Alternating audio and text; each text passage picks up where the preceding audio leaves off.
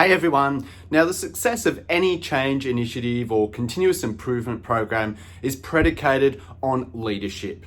Let's be clear, we can get all the bottom-up activity happening that we want, but leadership has got to make it happen. Certainly, senior leadership have got to be bought in and committed, and middle management and frontline management have got to execute. If we don't have that, it's just not going to work.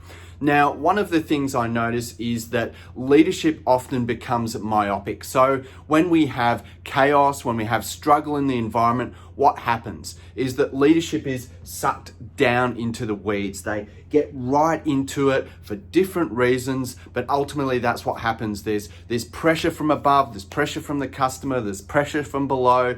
Things are highly reactive. There's so much firefighting going on, and it's just so easy for the leader to get sucked into the minutiae, the day-to-day stuff. And what happens is that the leader loses sight of everything else, and we can't move forward from that situation. So at some point, we've got to be able to lift our heads. Now, in order to do that, it's probably easier said than done, but in order to do that, we need structure. So firstly, at high levels, we need a vision. The business needs to know what it is they're trying to achieve.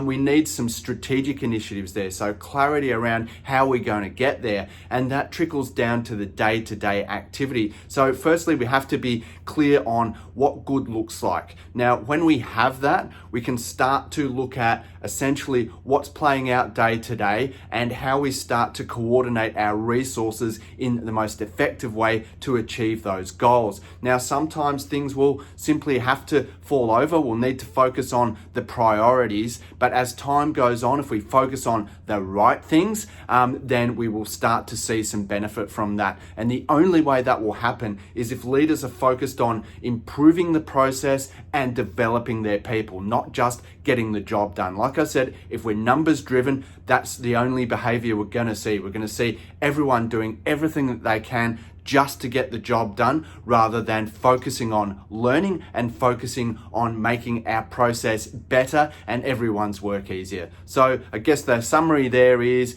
for leadership, getting out of the day-to-day is critical. I know that's not always easy from the get-go when you're in that chaos, but you need to start taking that step back, seeing what's going on, having that coach's mentality, because the coach can't essentially execute a strategy from running around on the field. You have to be on the sidelines. You have to be able to see what's going on across the field, rather than, again, being right in it and you simply can't see what's going on.